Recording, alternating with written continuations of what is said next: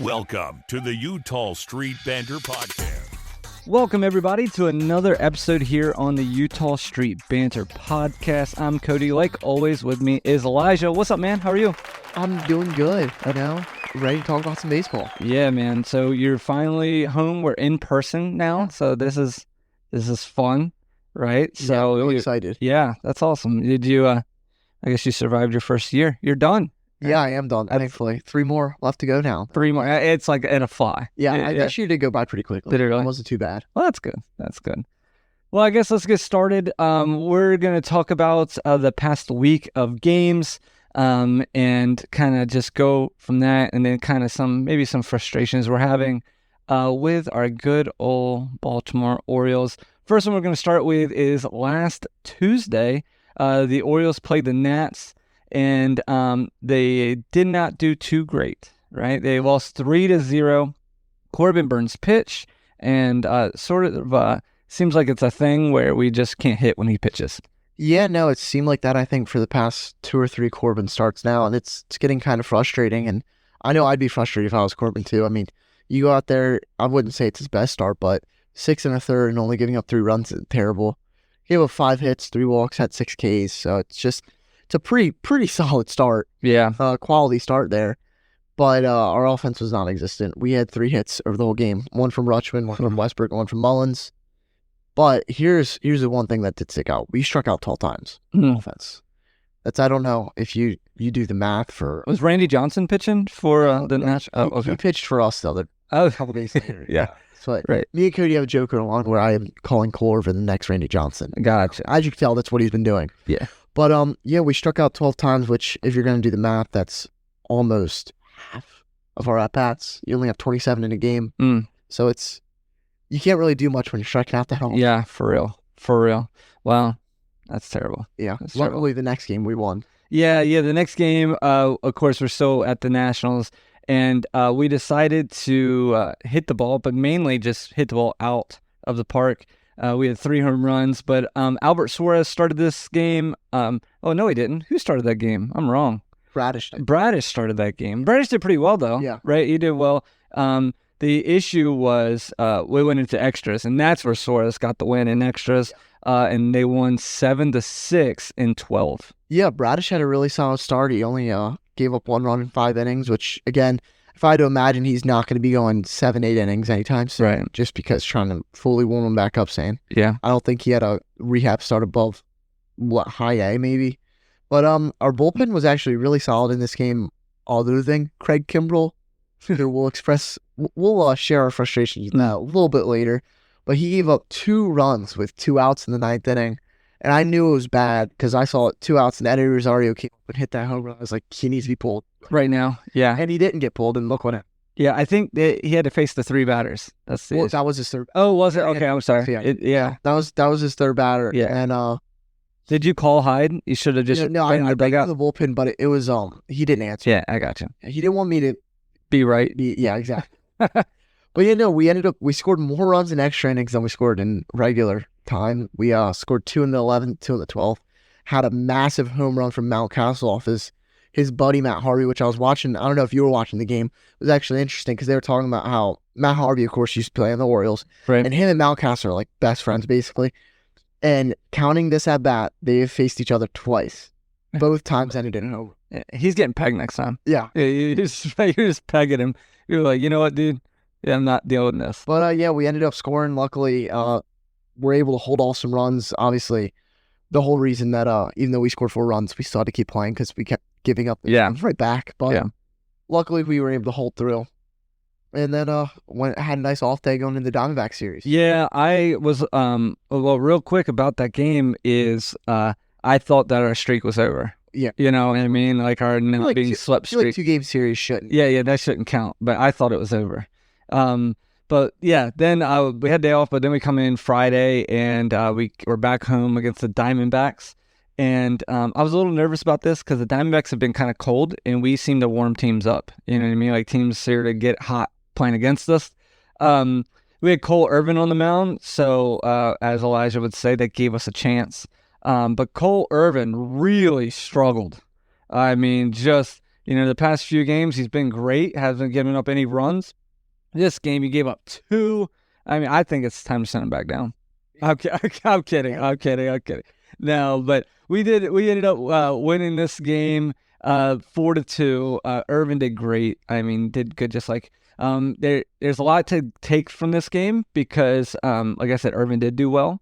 The big thing that you see when you look at the box score is that Cano got the save. Yeah. And the bigger thing, in my opinion, is that Kimbrel pitched this game, and he did well. But he didn't get the save. Yeah, no, and I don't think that's a terrible decision. I don't hate it. No, absolutely not. We'll go back to Cole Irvin first. We can't just brush it that quickly. That was 5 2/3. Yeah. 6 Ks and 2 earned runs. Yes, he's not perfect. No one's perfect. There's only been one man that's perfect, and his name's not Cole Irvin. But he's as close as perfect. Yeah, that's funny. He's somehow the best pitcher on the Orioles right now because he's doing better than Burns. Yeah. He's killing it. Actually, before we went live, I started looking at some of the team stats for our WAR, and he has 0.1 WAR lower than Burns. Oh, wow. Which would be impressive, saying that Burns probably has at least one more start than him. Yeah. But so he's just been doing great. Cody was texting me after the game saying he did terrible and stuff, and I was telling him jokingly, what else can he do? What else can he do? Yeah. He said, I need a round number in Camden Yards, and then of course I went full insanity. He's going to be a Hall of Famer before the end. He's doing so good this year. He's getting inducted in the Hall. Please know he's kidding. But yeah, obviously I'm kidding. I'm not expecting that. Yeah, I wasn't even expecting this when I predicted. Yeah, right. Yeah. Yeah. But yeah, like you said, Kimbrel came in the 7th. He did good. 1, 2, 3 inning. Yeah. Maybe that's where you're going to see him more. I don't know. We'll have to kind of wait and see what Hyde decides. But yeah, we had some scoring kind of spread out. We just had in the 2nd inning, Westbrook had a double, Mullins had a ground out to bring in 2 runs. And then O'Hearn had another RBI single, and Henderson had a double in the 7th, I believe it was, to give us the 4 runs. And that was really all she wrote. Yeah, and I mean, it kept going right into the next day, into Saturday, when the Orioles are again playing the Diamondbacks. Orioles win 5-4 this game. And then, believe it or not, John Means got the start. He went 4 and a piece. Probably more of a start that we kind of expected him to have probably the first time. Yeah, I mean, he gave up 6 hits, and like I said, 4 2/3. He only had 3 strikeouts, but then again, he only went 4 2/3. I think there's 2 big things here. Bauman did amazing. Michael Bauman, he went 2 innings and a piece, only gave up a hit. No strikeouts though. And then Kimbrel actually got the win here. Yeah, which was kind of impressive. So I guess maybe he should just start. I mean, he needs wins, right? He's gonna be one of the, he's gonna be like John Smoltz, where I'm pretty he just has so many wins. He has more wins than some of our starting pitchers do, though. I'm pretty sure he's like 4. He is 4-1. He's 4. He's 4-1. Yeah. That's what making those Instagram posts does to me. I remember these ones. Yeah. But we only, like he said, 1-4-5-4. The one thing he did mention is we walked it off. Yeah, we did. That's Means obviously didn't do great, but I don't think anybody's, like, when your worst start of a week is giving up 4 runs in almost 5 innings, that's not terrible, especially when your offense can be able to pick you up. Yeah, like you said, Bauman had a really, really good but a relief appearance. The bullpen did great, held everyone scoreless through the extra innings. Kimbrel didn't give up a run, which is great to see. Yep. Yeah. Because normally you're expecting him to give up runs with no one on base. Good when someone is on base. And the worst thing he can have is up by 2 in the 9th. Yeah. If we're up by 2 in the 9th, I guess he feels like there's a cushion there. And he wants to make, like, I don't know if you've seen the nickname too much, Cardiac Craig. Yeah, that's good. He does like to give you a heart attack. That's good. So, he did good, and I think it was the 10th or I think it was the 11th. And we had 13 hits. Which you say, well, we only scored 5 runs somehow. They were really, really spread out. Yeah. But Westbrook really came through. He had an RBI double to lead off the scoring in this game as well. It was the game before. And he went 4 for 5, including a walk-off. Man, that's a walk-off himself. Yeah. And just to kind of talk about one thing really quick is, this is an obvious statement, but I was thinking about this on Saturday when I was watching the Pirates game because Paul Skeens started. Yeah. And it was one of those things where I'm like, Paul Skeens is supposed to be, he's going to be a great pitcher. he's on 103, and the Cubs are just like, they're not teeing off, but they're hitting him. You know what I mean? It kind of makes you remember, like, and they're just playing the Cubs, right? We're playing the team that just went to the World Series. So, but it makes you just realize that these are professional hitters. So, like, with John Means coming back from his rehab, and, he's not pitched very much the past 2 years. Yeah. It's pretty impressive, that he's still doing as well as he is with the teams he's facing. You know what I mean? Yeah. So sometimes you see a team and you're like, oh, we should beat them pretty well. But then you see, a stud come up and he even struggle with, certain teams. Yeah. But kind of just puts things in perspective that these are the best baseball players in the world. Yeah, and I think the one thing we definitely need to make sure we do is not to discount. And I know that's not what you're doing. I'm just saying for other people, do not discount Means. He had a bad start, but I think you need to remember he was the one bright spot on our team for many years. I mean, had that no-hitter a while ago, and through the dark ages, he kind of was the only good thing we had pitching-wise. Yeah, I mean, and if a bad starts you giving up 4, I think I'll take that. You know what I mean? If that's our best, our offense can pick it up. Yeah. Sadly, the next game, that didn't quite. No, that didn't quite happen. Sunday, what a kind of up and down day. Moms. They hate their moms, right? Yeah. But it was a very confusing game. So basically, we lose 9-2, but it didn't feel 9-2 until the 6th inning. Yeah. You know what I mean? Dean Kremer starts the game. Actually, it's very confusing on how to say he did. He didn't do terrible. He didn't do really good. He gave up some runs, but Cianel Perez really helped him with that because he came in and he let every single run that was on the base in +3. So anyway, I'll let Elijah talk more. The Orioles do lose this game 9-2. Very frustrating. And then they had a brief rain delay. Yeah. 3-minute stop. Yeah. So yeah, just weird. It was all not a great game to watch. Yeah. So I remember we're sitting there watching the game, and I'm just like telling my dad, "Can we just watch a movie or something? This is bad." Well, Kremer, right. I don't want to. He didn't do bad. He pitched 5 2/3, gave up 3 earned runs. The problem is he also had 3 unearned runs, right? Which is, I don't know exactly how. Sometimes I feel like the way they count earned versus unearned is interesting, but it's just. But that one play with Gunnar, with Gunnar, and then Corbin just outran it. Yeah, and Corbin outran it, and then before that it was Urias can't make a 10-foot throw to home. Stuff like that. And then McCann had a rough pick where he just totally missed it.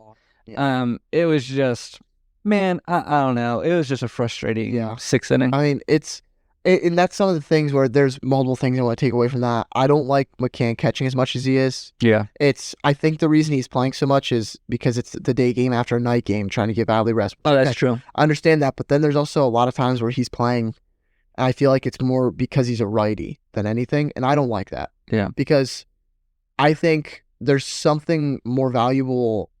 I almost rather have Adley's defense than McCann's offense. Yeah. Because you definitely could tell, because even I went to the game 2 weeks ago, and he just whiffed on a couple. There was just a couple things that were just, what are you doing? Right. And I don't know. Kremer did have 10 Ks though. That's he had 10 strikeouts. Yeah. Like you said, Cianel Perez did awful. But this is also what I would like to say. Kremer should not have been in the game this long. I think he should have been pulled maybe an hour or two. He should have been pulled when he should have been pulled when the trainers came out. Yeah. I guess he was having a blister issue on his finger. And because the very next batter he goes up a home run. Yeah. You could see they saw something. And McCann's the one that called him out, so he's definitely saw something. Yeah. And that's where I feel like I see a lot with. I don't want to say that I don't like what Hyde does. There's just sometimes decisions like that. I feel like he was already at almost 90 pitches at that point too. Right. It's that deep in the game. Right. It was a close score at that point. We needed to stay in it, but obviously that didn't happen. And then Cianel gave up 2 more runs than he did. Yeah, just frustrating. Suarez, he did really good. He saved our bullpen for us. Mm-hmm. It would have hurt us a lot more if he did. What do you go? He went 3, right? 3 innings pitched scoreless. Yeah, really helped. Even the scoreless doesn't even matter. Just going 3 innings really helps. We only had 4 hits. We had the Adley rush from the Westbrook had no. That was it. Yeah. And then it's one of those things where we went from you get 4 hits that game, and then yesterday's game, Monday's game, we kind of just kept not hitting. Yeah. You know what I mean? So what we had 3 hits against the Blue Jays yesterday. We lose this game 3-2. Another frustrating game. We're going against the team you have to beat. We have our ace on the mound, Corbin Burns, and Corbin Burns has to be looking around the room, just be like, dude, I just need some, like, give me They must hate him. Give me 3 runs, guys.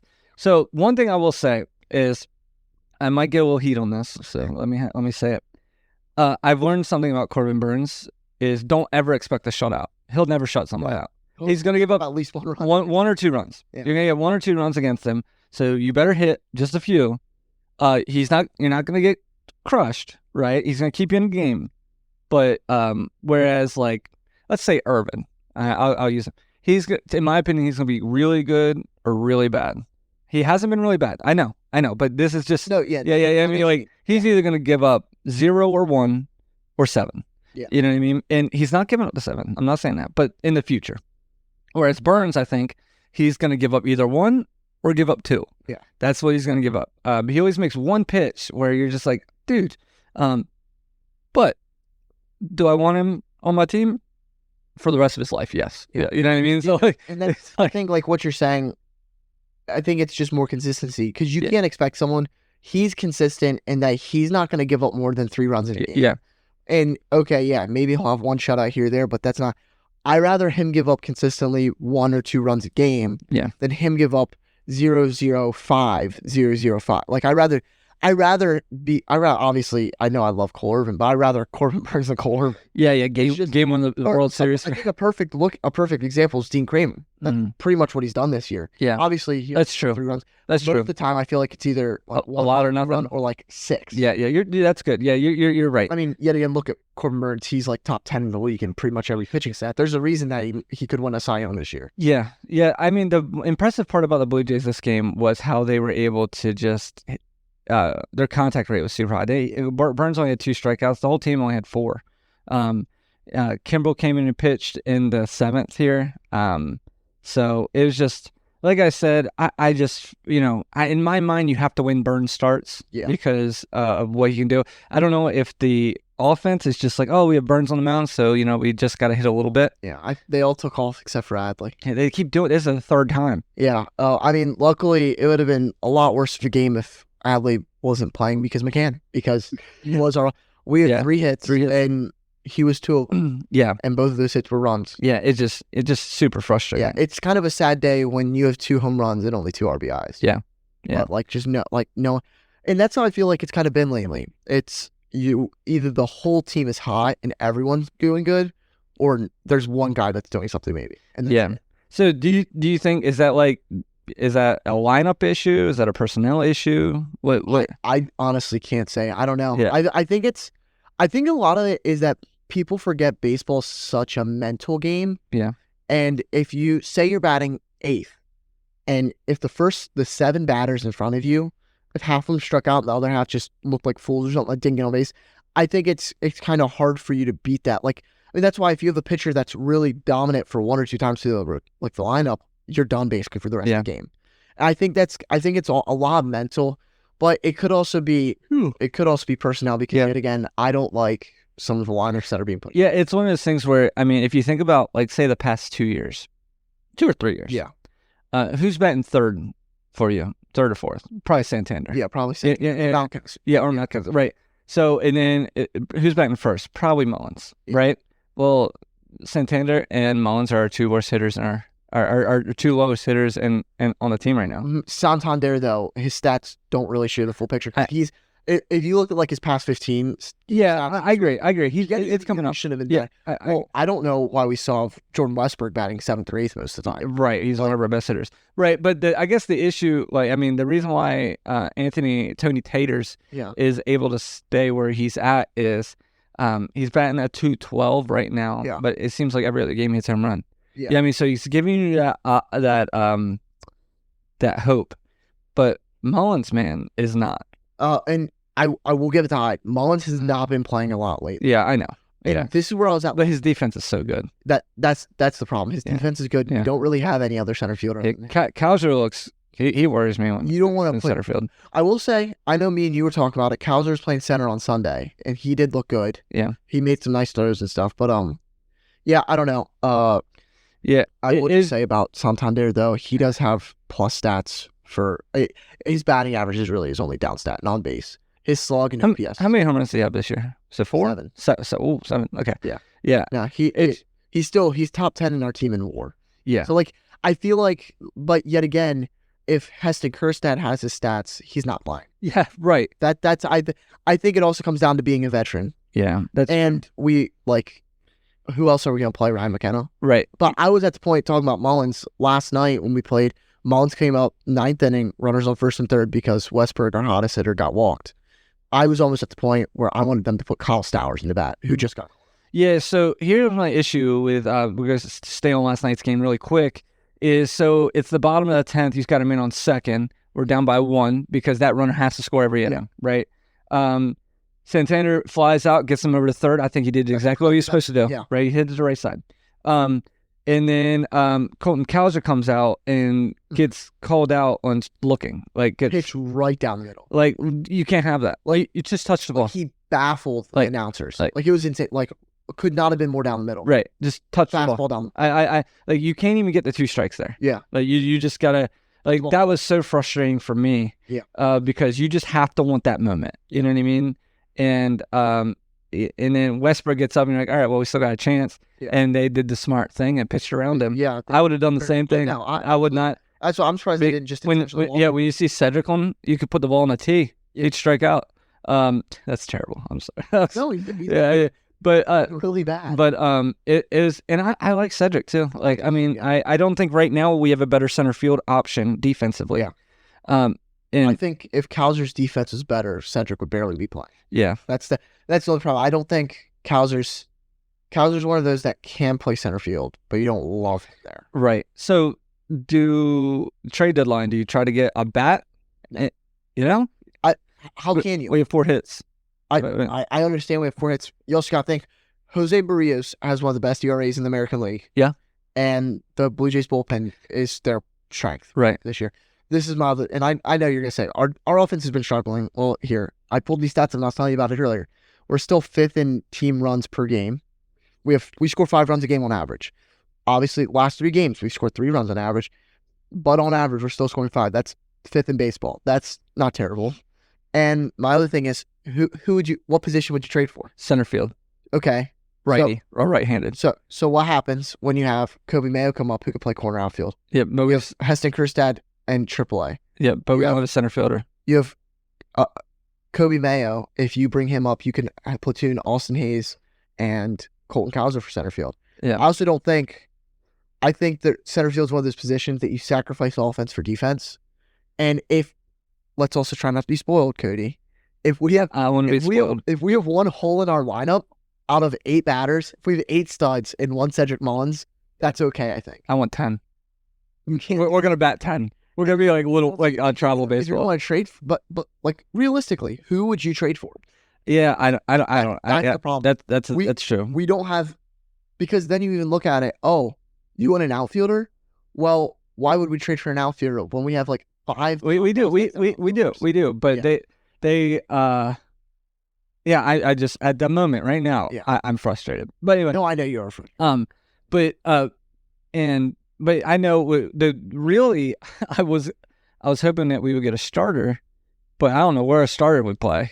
Oh yeah, like you want to talk about bunched up? Like, I mean, the only position group that we could trade for at this point is reliever. Yeah, bullpen. Yeah, and which I know I told you about this. Bob Nightingale had reports that were interested in Jordan Romano, Ryan Presley, and there was someone else I don't remember.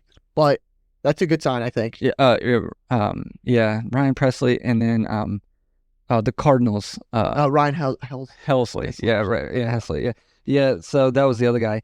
Yeah, but I don't know, man. But I remember, before the season, we were hoping for like Jesus Luzardo, certain guys like that. And now I'm like, and the problem is we're already going to have to kick someone that's really good. Yeah, I'm like, I don't think. Yeah, weeks. I agree. But there are also things that are being talked about that started yesterday with Verlander to the Orioles. I don't want. I'm just saying, it doesn't matter what we want, though. You know what I mean? We want a lot. Mike Elias is not going to pay for. That's the thing. I don't think you pay anything because the Mets paid for it all when on the trade over. You know what I mean? So like, I also know you also got to think. Elias came from the Astros. They're smart. I think for trades, Elias kind of looks at it to make it not quite a fleece. Yeah. But make it we're the winners. Yeah. And I don't think I think it'd be too equal to trade off for us to get them. If our ownership would allow it to happen, you know, it would be a cool trade. What? Edwin Diaz. Edwin Diaz. No. I told you last week what I want. I want Emmanuel Clase. Anyway. If we're getting closer, I want. But Emmanuel Clase's team's going to be in the playoffs. No, they're not. What's their record right now? The Guardians are going to be in the playoffs because their division's weak. No. And the Twins are winning that division. And then the Royals are. They're very. Royals are going to finish third. Well, okay. Because the Royals are going to finish third because oh shoot, what's the catcher? Oh, Salvi. He's going to either get hurt or cool down. Yeah. Because he's amazing right now. Right now he's the best catcher in baseball. Yeah. And it's just, you know, if 10 years ago, then 5 years ago. But well, no, I mean, he was playing.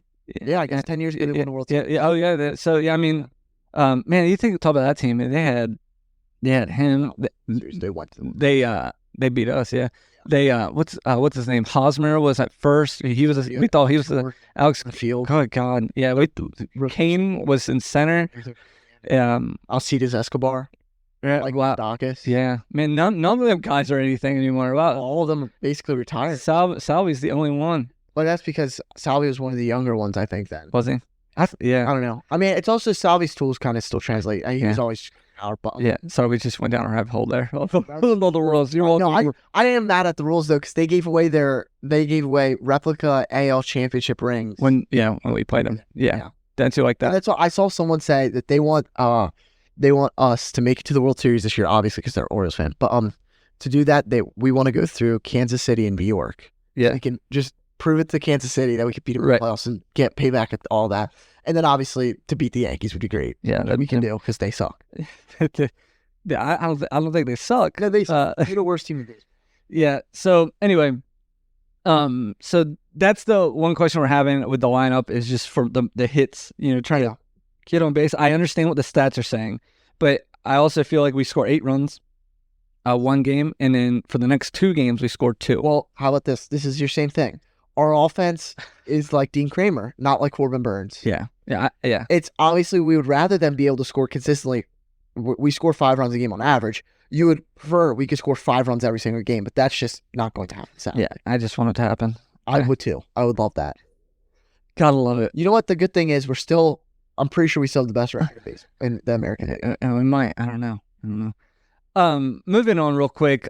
So a couple news pieces or updates or whatever you want to call them. Yesterday, as you kind of said it a minute ago, yesterday the Orioles made a move and brought up Kyle Stowers, who's been hitting pretty well in AAA, and we sent down Heston Kjerstad back to AAA to be with his buddy Jackson Holliday. Yeah. So I bet if you're Heston, you're just a little frustrated. Yeah, no, and I don't want to say that's the right move, but if I do imagine, there's 2 reasons they're doing this. Heston's not been doing great, but I think you can kind of chalk it up to he's not playing every day. And I think they know they're not going to be able, this bench spot. This is one of the last bench spots. That's not a playing every day spot. Right. I think they're going to send him down so he can get an everyday play because he's a guy that deserves to play every single day. And I think, like I told you earlier, they're more okay with Stowers sitting on the bench more than Kjerstad. Yeah. And you're right. But the issue I have with it is just how they kind of treated Heston, which I get. I don't like it at all. I get everything. I mean, like, how many at bats did he get? He had 14. 14 at bats. Yeah. I mean, it's just, what do you expect? Yeah, it started 3 games maybe. I mean, you give Cedric. You give anybody except O'Hearn. O'Hearn seems to get a hit every time he pinch hits. Yeah. But it's just frustrating because it's one of those things where I'm just hoping that they're not ticking off all our prospects that they'll never re-sign with us. Yeah. You know what I mean? Because of how it's been going down the past few times of, between Jackson. I mean, Jackson kind of pushed the envelope there, That's especially like Heston just kind of getting called up, having that hype brought, and then you're just not even using them. That's the only thing I do kind of like. If Hyde is really calling the shots as much as I think he is, that's a Hyde. No, I know that. No, I mean the playing time. Because Hyde has this thing where he is so loyal to the veterans. Yeah. It didn't matter how bad they suck. You know what I mean? Like, that's the only frustrating part that I do have. I think it's really just all chalked up to the fact that we don't have a center fielder outside of Cedric Mullins. Yeah. I think that's, if Heston Kjerstad could play center field, or if Colton Cowser could be an everyday center fielder. Yeah. I don't think you see, or even say if you had Jorge Mateo was able to play center field more. Right. But we can't really have him because he has to play an infield position now that Holiday's gone. Right. But his defense has been really good. A couple really good. Yeah, a couple stats lines on Kyle Stowers in Norfolk, in case you haven't been looking. He is second on the team with home runs with 11. He's right behind Kobe Mayo, who has 13. He has 32 RBIs. He's only played 36 games. So pretty good odds, 36 games, 32 RBIs. Strikeouts are a bit high at 44. I think that's what's also keeping Kobe Mayo down. He struck out 50 times. But the thing that I really like about Stowers is he has 11 home runs. He has 11 doubles. Yeah. So that's just telling you he's hitting the ball hard. Batting a 240 in AAA. Take that for what you want. Yeah, I don't know. I got excited about Jackson. I got excited about Heston. I'm keeping my my tone down here because I'm done getting excited about things we bring somebody up. And another move that was made yesterday was Hayes was reinstated from the IL and McKenna was DFA'd, which we'll see what happens with him if he can clear waivers because he's done decent. Yeah, he cleared waivers at the beginning of the year too. Yeah, that's also I feel like people didn't think he was that good. He's done good. Yeah, I tell you guys who's doing really good. Tyler Nevin. Tyler Nevin is doing on the A's. The problem is, what do you play? Right. Yeah, but Tyler Nevin is like hitting a bomb. Like, dude, if you get a chance, look up his stats. Tyler Nevin, if you don't realize this, he was on our team for the past 5 years. No, he was on our team for a while, and then we DFA'd. Right. But on and off, came back. Yeah, right. So that's a guy you kind of forget about, and I could kind of see that with Ryan McKenna. You know what I mean? Like just to like the Rockies or something. Right. 25. Yeah, but and you don't want that to happen. But then you're like, dude, like I don't have an issue with him at all. Don't go to like the Yankees.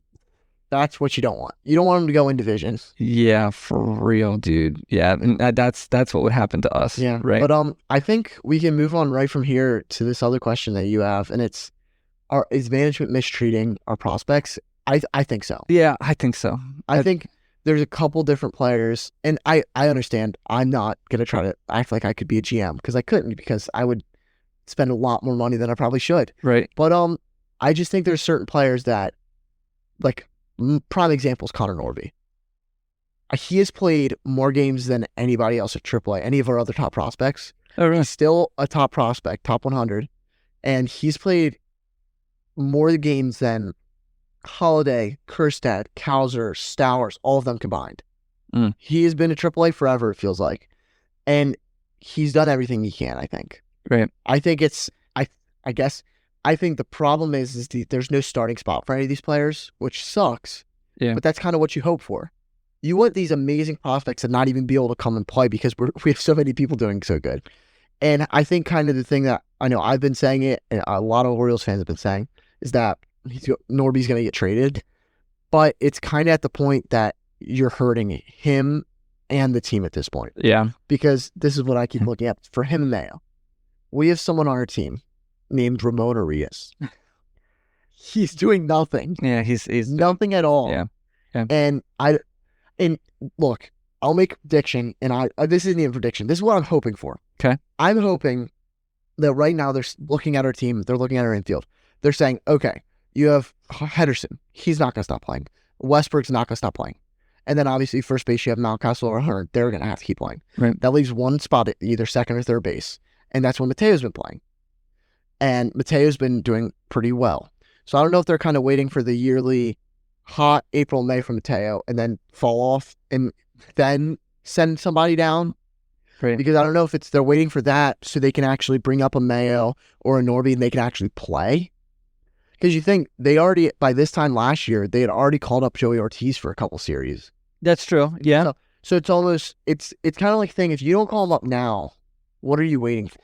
Yeah. And I understand you want to have Mateo because he could play infield and outfield, but we don't need him to at this point. Right. We have Kowser and now, of course, Stowers. But I think you almost have to DFA Urias and call a Mayo or a Norby up. If not, you have to trade them. Yeah. And I think we're at the point, luckily, where if you trade them, you're not getting prospects in return. You're getting MLB talent. Right. And because we're getting to the point where we have so much MLB ready talent, we're hurting them. Yeah. Their personal career and the team. Right. And I think it's going to be a come to term. That's why I don't see how we can re-sign Santander. Yeah. I don't see how in 2 years we re-sign Hayes and Mullins. Yeah, I agree. It's a tough question. I mean, it's also, it's also one of those things where it's easy for us to talk about this because we're not the one making the decisions. And it's also, I guess, if you're management, you're looking at a prospect as a prospect. Yeah. You hope that they give you what you expect, but your professional everyday hitters, you kind of know what you. I think it's hard. So once you give up on one person, you better hope the other person steps up. That's why I think, yet again, we know Kersted's going to be good, but he does bad. You didn't give him an opportunity. Yeah. I think that's the problem is because we have all these players.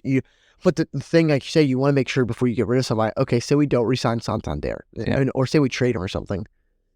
We have other people. We always have a Ryan McKenna we have a Hester. We have an O'Hearn that can play in the outfield. Right. I think we have so many other players that aren't these veterans that have proven themselves that we can make up for it. And the problem is, and it's all props to our scouting and development team because, yet again, you say you want to make sure they're good. Name one prospect in the Elias era that's not lived up to what he's supposed to be. I guess the one person that I would say, only because of where we drafted him, and it's nothing against him, is Heston, right? Yeah. And it's because he was sick, but yet again, right? Myocarditis. Yeah, he was sick, right? And then, but if that's the question, right? I mean, he was our first round pick, second pick overall. I'm just looking at Rutschman, who's our first pick. Yeah. He's starting. I'm looking at Gunner, who's our second round pick. He's starting. I get it. Also, you're right. You're right. That was 2020 COVID year. Yeah, I think that was a weaker draft class and all. I mean, look at who was the number one pick that year. You told me a while ago, and I forget. Henry Davis. He's the catcher he was a catcher. Now he's an outfielder for the Pirates. I don't even know if he's starting. Yeah. So I think it's not his problem. His name's Henry Davis.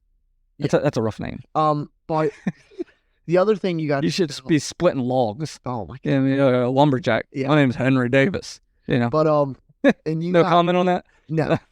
I'm gonna just move right past. All right. But you got you got Heston though. He proved himself last year, I think. Right. I don't think he needs to prove himself that he can't perform at Major League, because you have a guy like Kowser. You could have said that last year. Kowser didn't do good. Yeah. And then he found his way. I think you just have to yet again name one prospect that performs well now that didn't take a month to kind of warm up. You're right. You give Kerstad, he doesn't perform in 14 at bats. Yeah. What do you expect? Yeah, I think the biggest issue, we've talked about it in the past episodes, is we have to win now. So with like Rutschman, especially Rutschman, we were able to, and I guess Henderson, you were able to keep them in and kind of let them work. So some things. You don't have weeks that you can let Holiday just keep striking out. Right. Whereas in the past, we could just kind of keep you there. Yeah. And see. But yeah, so I mean, so we'll see how this week goes. Hopefully, it picks up a little bit. Yeah. Luckily, today's only Tuesday, so we'll see how it goes. Tonight we have Kyle Bradish on the mound going against Chris Bassett. Still a game with the Blue Jays. This will be our second game of the series. We have this, and then come Friday, we're staying at home, and we have the Seattle Mariners. And are you going to the game? I'm going to the one on Wednesday. Okay, so I'm going to that one. I'm going to I forget. Okay. I think it's Cole Irvin and okay. Yusei Kikuchi. Okay. Wednesday. week. Gotcha. So I guess that's tomorrow. So My whole week's. oh yeah, right. So man, we're like on-field reporters over here, just going to the games. That's what I'm going to be in the booth with Kevin Brown. You can catch. Yeah. That'd be. No, I'm the color commentator. There you go. I'm filling in. Yeah, you would struggle being a commentator with the Orioles because you would be like, dude, you suck. Yeah. You can't say that. I'd get suspended. You can't say that. Like, dude, what a terrible move by Yeah, but I'd be fine. Yeah, I'm just listening. Orioles, if you hear me, if you get the opportunity, I'd take it in a heartbeat. Yeah, right. I'll make sure I'll be nice. Yeah, right. Yeah, You're going to have to pay me. Yeah, I do it like 100% for free. Yeah, you just need some lodging. Like, you just need to be able to stay somewhere. I sleep in the warehouse. Right. There's a bedroom there that I can stay in. Dude, there's enough rooms in there. You would think so. Yeah. But until then, we thank everybody for joining us on another episode here on the Utah Street Banter. That was a lot of fun, and I'm glad that we're back in person. Yeah. And I guess we'll be like this for the rest of the summer until you leave me again and decide to go back to college. You know what I mean? And sorry. Yeah, it's whatever. You know what I mean? Like, school's not for everybody, okay, Elijah? Just because you dropped it, everyone asks. Right. Yes. So, but anyway, how's that? It's doing great. It's doing great. But anyway, make sure you follow us on Spotify or Apple Podcasts or YouTube. Hopefully soon we'll be able to have some video of of us doing our episodes, which that'll be fun. But yeah, make sure please like and follow us also on YouTube. On YouTube, I already said that. But on Facebook or X or Twitter, Instagram too. Instagram. If you guys have any questions of stuff you want us to talk about, like I said, you can definitely shoot us a message on any of those, and we'll try to definitely answer some questions, right? All right, guys. Well, thank you, everybody, for joining us, and we hope to see you next week. Yeah, thank you.